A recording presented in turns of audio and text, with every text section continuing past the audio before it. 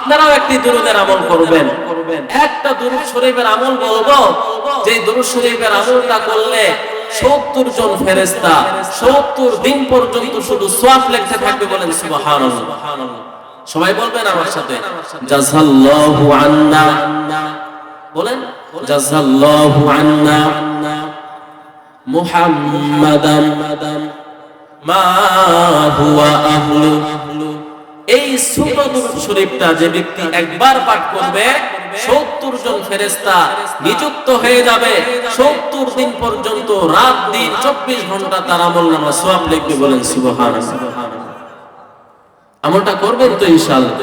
আল্লাহ তাআলা সকলকে তৌফিক দান করেন, বলুন আমিন। আল্লাহ পাক রব্বুল আলামিন যেমন মহান, তার হুকুমও বড় মহান। আল্লাহ পাক রব্বুল আলামিন তিনি আছেন। আল্লাহ তাআলা বান্দাদেরকে সৃষ্টি করেছেন, উদ্দেশ্য হচ্ছে বান্দা ইবাদত করবে। আর ইবাদতের ভিতরে সবচেয়ে গুরুত্বপূর্ণ ইবাদত হচ্ছে নামাজ। সবচেয়ে গুরুত্বপূর্ণ ইবাদত কি? নামাজ। কি নামাজের উদ্দেশ্য কি? নামাজ পড়ার ফজিলত কি? নামাজ পড়ার পদ্ধতি কি? নামাজ না পড়ার শাস্তি কি? এই কয়েকটি বিষয় আলোচনা করে আলোচনা শেষ করব। 1 নাম্বার, নামাজ কি? 1 নাম্বার প্রশ্নের 1 নাম্বার জবাব, নামাজ হচ্ছে আল্লাহ তাআলার বন্দেগীর এক বিশেষ পদ্ধতি। 2 নাম্বার জবাব, নামাজ কি? নামাজ হচ্ছে মুসলিম এবং অমুসলিমের মাঝে পার্থক্যকারী। অর্থাৎ যেই বান্দা নামাজ পড়বে সেই বান্দা মুসলিম, যেই বান্দা নামাজ পড়বে না সে অমুসলিম। নামাজ মুসলিম এবং অমুসলিমের মাঝে পার্থক্যকারী। 3 নাম্বার, নামাজ কি? এর উত্তর হচ্ছে নামাজ হচ্ছে জান্নাতের চাবি। as-salatu মিফতাহুল জান্নাহ। নামাজ হচ্ছে বেহেশতের চাবি। চাবি চিনেন তো সবাই? তালা খুলে যেটা কি বলেন আপনাদের এখানে? চাবি বলেন। নামাজকে জান্নাতের চাবি কেন বলা হলো?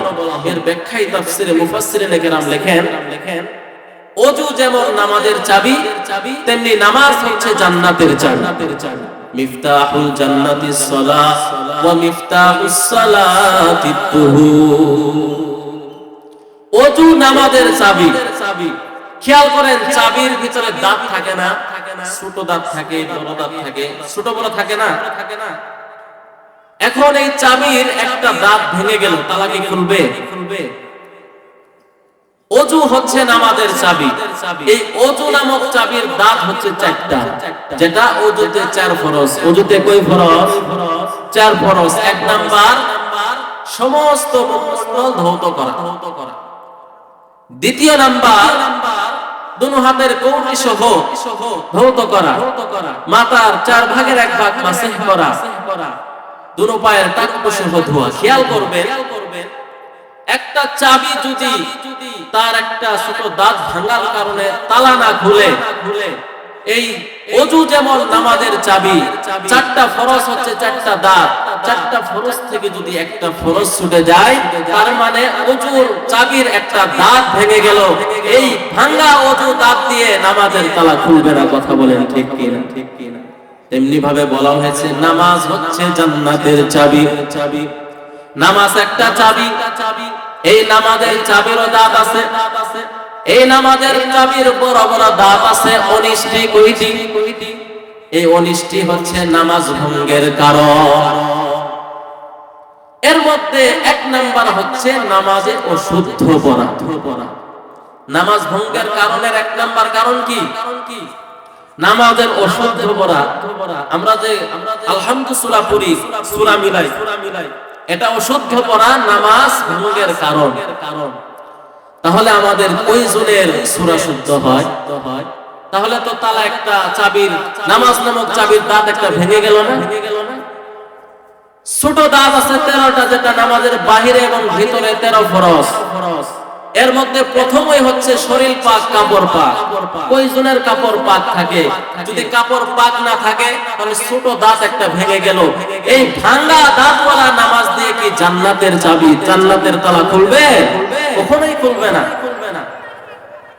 এজন্য জান্নাতের তালা খুলতে হলে আমার নামাজ নামক চাবি ঠিক করতে হবে, ওয়াজিব গুলো খেয়াল করতে হবে, সুন্নাত গুলো খেয়াল করতে হবে, নামাজ ভঙ্গের কারণগুলো খেয়াল করতে হবে। আল্লাহ তাআলা আমাদেরকে তৌফিক দান করেন, বলুন আমিন। সবাই পাঁচ ওয়াক্ত নামাজ পড়বো তো ইনশাআল্লাহ। নামাজ ছাড়া কোনো গতি নাই, নামাজের হিসাব সর্বপ্রথম দিতে হবে, নামাজ ছাড়া কোনো গতি নাই। যদি বান্দা পাঁচ ওয়াক্ত নামাজ পড়ে, আল্লাহ পাক রব্বুল আলামিন তাকে 5টা পুরস্কার দান করবে, বলেন সুবহানাল্লাহ। 1 নাম্বার পুরস্কার, দুনিয়াতে তার অভাব দূর করে দিবে, বলেন সুবহানাল্লাহ। এখন প্রশ্ন হয়, আমরা নামাজ পড়ে কিন্তু অভাব তো দূর হয় না, রিজিকের দরজা খুলে না। কারণ একটাই, আপনার আমার নামাজের চাবির দাঁতগুলো ভাঙা। সেই চাবি দিয়ে রিজিকের দরজাও খুলে না, জান্নাতের তালাও খুলবে না। কথা বলেন ঠিক কিনা? এজন্য নামাজ শুদ্ধ করতে হবে, আযান ইকামত শুদ্ধ করতে হবে। অনেক আল্লাহর বান্দা ইকামত দেয়, তাদেরকে মুয়াজ্জিন বলা হয়। মুয়াজ্জিনদের কত দাম আল্লাহর কাছে, কিন্তু সমাজে মুয়াজ্জিনদেরকে মানুষ দাম দিতে চায় না। 7 বছর যদি কোনো বান্দা মুয়াজ্জিনি করে আযান দেয় ইখলাসের নিয়তে, তার জন্য আল্লাহ তাআলা জাহান্নাম হারাম করে দেয়, বলেন সুবহানাল্লাহ। আর সেই মুয়াজ্জিনকে আমরা ছোট বলে অবহেলা করি, ছেড়ে দেই। অনেক মসজিদের মুয়াজ্জিন আছে, আযান শুদ্ধ হয় না, ইকামত শুদ্ধ হয় না।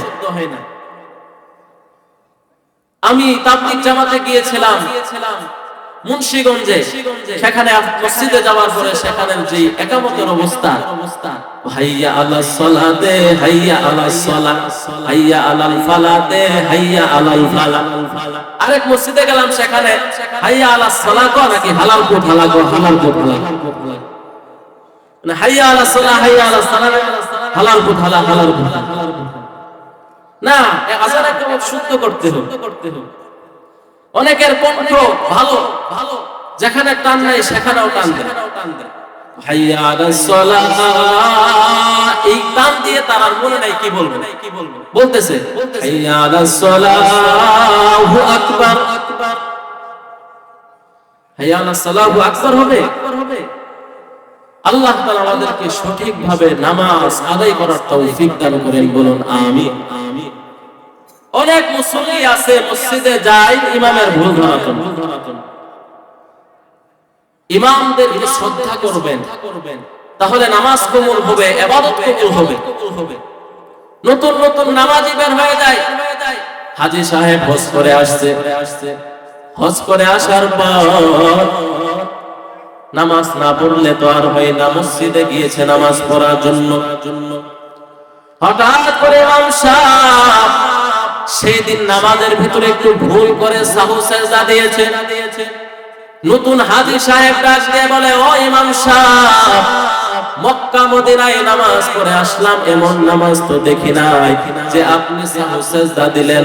ইমাম সাহেব বলে, হাজী সাহেব, আমার একটু ভুল হয়েছিল, এই জন্য সেজদায়ে সাহু দিয়েছি।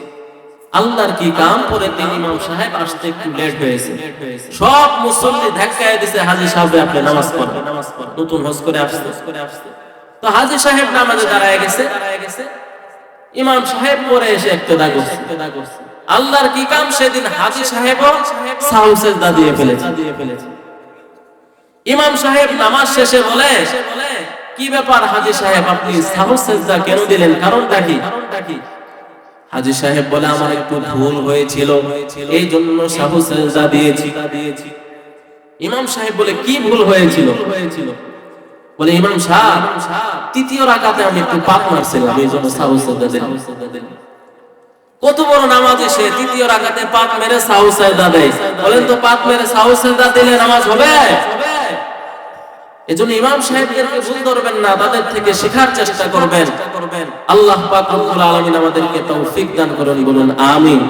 নামাজ কি, এর 4 নাম্বার জবাব, নির্দিষ্ট পদ্ধতিতে নির্দিষ্ট সময়ে শরীরের কিছু নির্দিষ্ট অঙ্গ প্রত্যঙ্গকে জমিনে রেখে আল্লাহ তাআলার কাছে নিজেকে ছোট মনে করার নাম হচ্ছে নামাজ। নামাজ মনে মনে পড়লে হবে নাকি নির্দিষ্ট সময়ে নির্দিষ্ট পদ্ধতিতে পড়লে হবে? অনেক আল্লাহর বান্দা যারা তরিকাভুক্ত তারা বলে, এই মোল্লারা মসজিদে নামাজ পড়ে দেখানি নামাজ, আমরা তো মনে মনে নামাজ পড়ি। তোমরা যদি মনে মনেই নামাজ পড়ো তাহলে আজ থেকে তোমরা মনে মনে খানা খাইও। মনে মনে নামাজ হবে না। মনে মনে নামাজ পড়লে যদি নামাজ হয় তাহলে তুমি মনে মনে ভাত খাইও, পেট ভরবে। কথা বলেন ঠিক কি না?